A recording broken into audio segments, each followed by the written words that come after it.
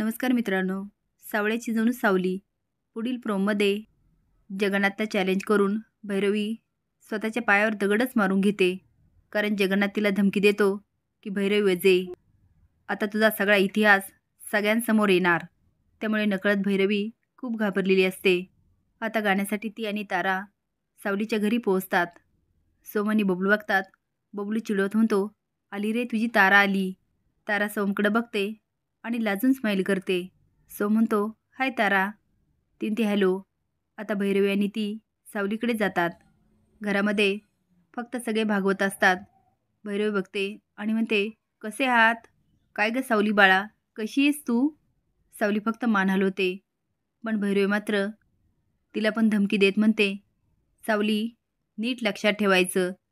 ताराचा आवाज ताराचा नसून तुझा आहे. यापुढे कुणाला कळलं ना सावली? बोट करू म्हणते.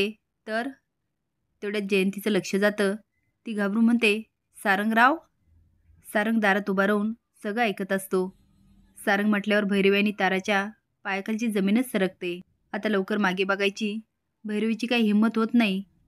सावलीला ती जे बोट दाखवत असते ते तसंच राहतं. नंतर ती हिंमत करते आणि मागे बघते. सारंगला दारात बघून तिला घामच फुटतो. ती एवढी गोंधळते की पुढे बघून घेते. आता भागवत कुटुंब जाम घाबरतं आणि एकमेकडे बघायला लागतात. पण सारंग मात्र शॉक होऊन भैरवीकडे बघत असतो. आता तिला काय करावं काय बोलावं हेच कळत नाही. तारा मनात म्हणते, मेलो तरी मी मम्माला सांगत होते. डॅड म्हणतात ना तेच खरं आहे. ही मम्मा खूप हट्टी आहे, कुणाचं ऐकतच नाही. आता निस्तर म्हणावं.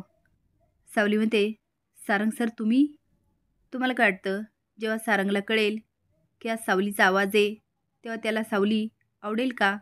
हे कमेंट बॉक्समध्ये नक्की सांगा. नवीन अपडेट जाण्यासाठी लाईक आणि सबस्क्राईब करा. धन्यवाद.